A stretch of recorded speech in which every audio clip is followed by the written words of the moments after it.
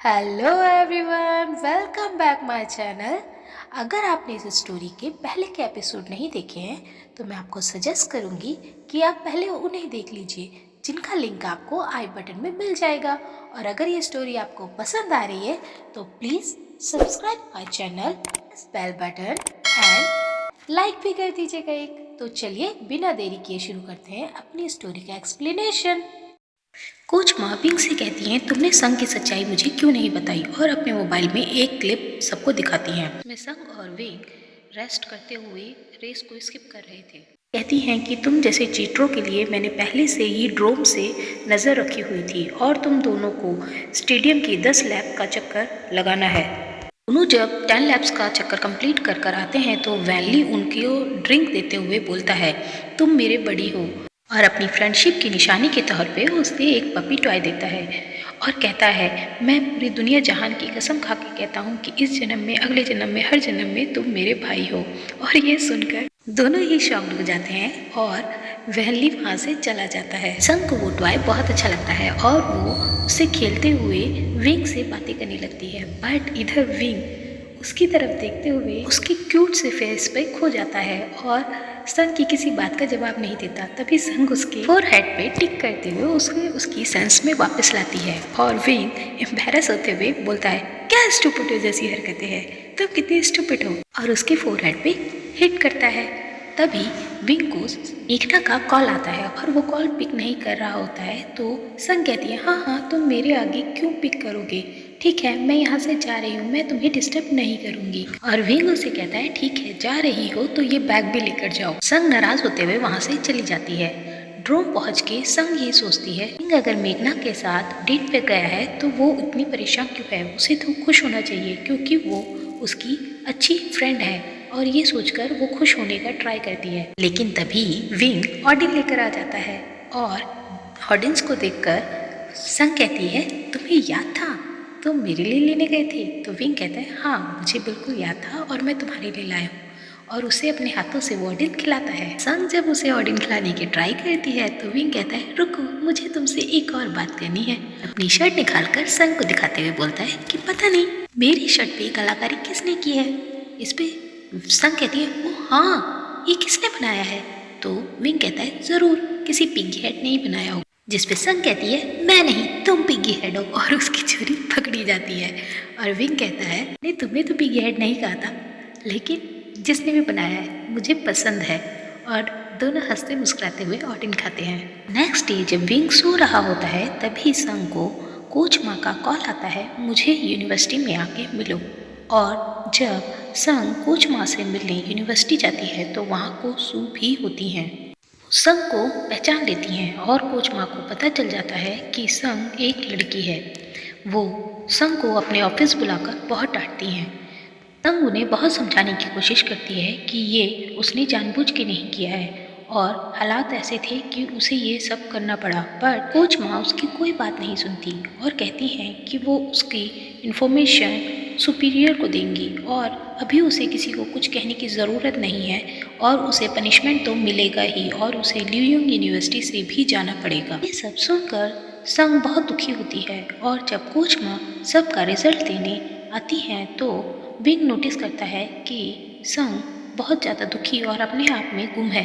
Coach माँ वैनली, सोसो, होयो और विंग सबकी क्वालिटीज़ एंड कमियां बताती हैं और विंग को कहती हैं कि आइस हॉकी एक टीम का गेम है, तुम बहुत अच्छे और पावरफुल प्लेयर हो पर तुम अकेले ही से खेलते हो, तुम अपने साथ किसी का कोऑर्डिनेट नहीं करते हो, ये तुम्हारी सबसे बड़ी कमजोरी है और तुम्हें इस पर ध्यान देना है। सभी मेंबर्स को लगता है कि कोच माँ ने सन का रिपोर्ट कार्ड इसलिए नहीं दिया क्योंकि वो सबसे बेस्ट प्लेयर है। बट संग को देखकर विंग को पता चल जाता है कि कुछ ना कुछ गड़बड़ है। वो संग के पीछे उससे बात करने के लिए जाता है बट तभी वहाँ पे वैनली आ जाता है और उसकी तारीफ करता है। बट विंग उसे हटाते हुए पूछता है, बताओ प्रॉब्लम क्या है, तुम ऐसा बिहेव क्यों कर रही हो। इस पर संग कहती है, कोई प्रॉब्लम नहीं है, वो बिल्कुल ठीक है। वैनली अगेन इंटरफेयर करते हुए कहता है, अब हम एक टीम हैं, हम आपस में बड़ी हैं, तुम दोनों आपस में ही बात क्यों करते हो, मुझे भी हर चीज़ में शामिल किया करो। तो अब हम एक टीम है ना। इस पर उसे टालते हुए वहाँ से चली जाती है और जाकर जियान से मिलती है और बताती है कि क्या हुआ। तो जियान उससे बोलती है कि कोच माँ को उसकी कोई बात सुननी तो चाहिए थी, बट अब उसे विंग को सब कुछ सच बता देना चाहिए और उसे एक अच्छा सा गुड बाय तो बोलना ही चाहिए जाने से पहले। संग को समझ नहीं आता कि वो कैसे गुड बाय बोले, और जब वो ड्रोव में पहुंचती है देख के रिलैक्स होती है कि विंग वहाँ नहीं है, लेकिन तभी दरवाजे के पीछे से विंग प्रकट होता है और संग को पूछता है आखिर उसे हुआ क्या है, वो ऐसा क्यों कर रही है। तो संग उसे कहती है कि हो सकता है मैं यहाँ से चली जाऊँ, अब मुझे आइस हॉकी अच्छा नहीं लगता। विंग बोलता है क्या तुम्हारा दिमाग खराब हो चुका है, तुम्हें अब क्या करना है, फिगर स्केटिंग या फिर जाके ऑर्डन बेचना है। और तभी वहाँ पर वैनली क्रिसमस प्रेजेंट लेकर आ जाता है और दोनों से बोलता है कि तुम दोनों ने मेरे बारे में क्या सोचा, अब हम बड़ी हैं ना। इस पर वैन कहता है ये संग पर डिपेंड करता है, इससे पूछो। और संग वहाँ पर वैनली से बहाना बनाकर चली जाती है और वहाँ से वो सीधा आइस हॉकी रिंग पे जाती है।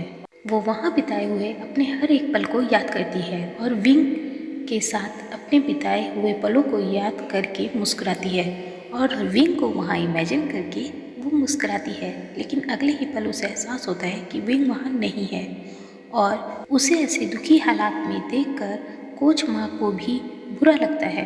तभी कोसू आकर कोच माँ से कहती हैं कि संग बहुत अच्छी है और क्या वो ये नहीं भूल सकती कि वो एक लड़की है, उसने बहुत कोशिश की थी फिगर आइस स्केटिंग में भी सिलेक्ट होने के लिए, लेकिन बेचारी के बैड लक ने उसे वहाँ पर अनसेलेक्ट करा दिया। कोच माँ पूछती है कि उन्होंने उसे क्यों नहीं एक्सेप्ट किया। इस पर कोसू कहती है सारे डिसीजन उसके हाथ में नहीं है और कुछ डिसीजन ऊपर के होते हैं। कोच माँ की बातों को याद करते हुए विंग को हर तरीके से अवॉइड करती है और जाकर उसे बिना बात किए ही सो जाने की एक्टिंग करती है। और जब नेक्स्ट डे वो रिंग में अकेले खड़ी होती है तो विंग उसे अपने साथ खेलने के लिए बोलता है और जब वो दोनों आपस में खेलते हैं तो उनका कोऑर्डिनेट बहुत ही बेहतरीन होता है और वो बहुत ही अमेजिंग खेल खेलते हैं। इन कोच माँ के उन दोनों को रोक देती हैं और कहती हैं कि सन आज तुम नहीं खेलोगे और आज तुम्हारा रेस्टिंग डे है। विंग मैंने तुम्हें सबके साथ खेलने को कहा था, ना कि सिर्फ सन के साथ। अगर वो नहीं होगा तो तुम कैसे खेलोगे, तुम्हें बाकी सब के साथ प्रैक्टिस करनी है ना कि सन के साथ। और सब एक राउंड बनाकर विंग को पग पास करने लगते हैं और कोच माँ कहती है कि फास्ट फास्ट करो और नाम बोलती जाती। जब तक किसी प्लेयर को आइडेंटिफाई करता तब तक वो आगे बढ़ जाता और वो पग पास नहीं कर पा रहा था। यही रीज़न था कि विंग हमेशा अकेले खेलने की ट्राई करता था और वो गलत पग पास करने लगता है। इस पर कोच माँ उससे बहुत गुस्सा होती हैं। विंग कोच माँ को सॉरी कहता है।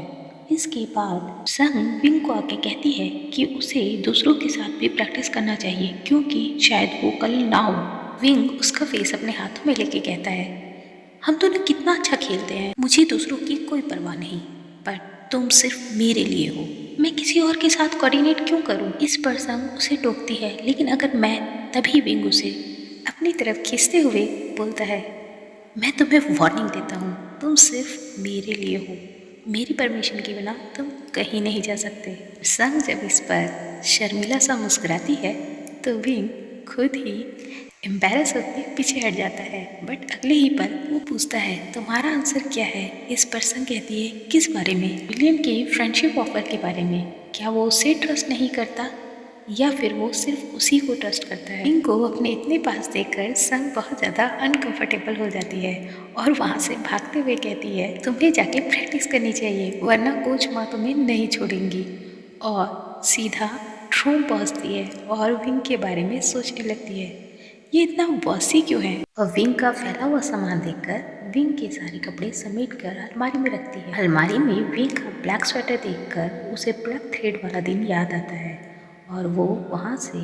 और इधर जैन और मेघना एक वीडियो गेम में ऑनलाइन पार्टनर बनते हैं और बहुत अच्छा परफॉर्म करके उसे जीत जाते हैं। दोनों में बहुत बेहतरीन फ्रेंडशिप भी हो जाती है। और जब मेघना जैन को अपना लव इशू बताती है तो जैन उसे कुछ लव टिप्स देता है और जिसे मेघना एक डायरी में नोट कर लेती है, लेकिन दोनों को ही नहीं पता होता कि वो किससे बात कर रहे हैं। और इधर संग विंग की एक शर्ट पर फिर से कारीगरी दिखाते हुए एक बहुत प्यारा सा स्नोमैन बनाती है। और जब विंग वापस आता है तो वो उसे छुपा देती है। विंग उससे नाराज होते हुए पूछता है कि वो उसने उसकी कॉल्स का जवाब क्यों नहीं दिया, वो पूरे दिन क्या कर रही थी। संग कहती है कि वो तो पूरे दिन रेस्ट कर रही थी। इस पर विंग मैट्रेस के नीचे से अपना शर्ट निकालकर स्नोमैन दिखाते हुए पूछता है मजाक में कि क्या यही उसका रेस्ट था। आखिर उसे प्रॉब्लम क्या है, वो क्यों उसके कपड़ों पर अटैक करती रहती है हर वक्त। तो संग कहती है it's none of your business, but विंग उसे चढ़ाने के लिए बोलता है अरे कैसे नहीं, तुम मेरे ही कपड़ों को बर्बाद कर रही हो और मेरा इससे कोई मतलब नहीं, तुम्हें तो हरदम उससे प्रॉब्लम होती है। संग तो वैसे ही दुखी होती है और वो गुस्से में आ जाती है और हाँ उसे उससे प्रॉब्लम है और वो चाहता क्या है, वो क्यों उसकी बात माने, वो अपना बॉसीपन क्यों दिखाता है उस पर। और उदासी सी होते हुए कहती है वो कोई नया टीममेट ढूंढे, वो उसके और वैंगी की टीममेट नहीं बनना चाहती और वहाँ से चली जाती है। विंग सोचता है इसे क्या हुआ, ये क्यों रो रही थी, तो क्या अब संग को एक्सपेल कर दिया जाएगा और विंग का क्या होगा।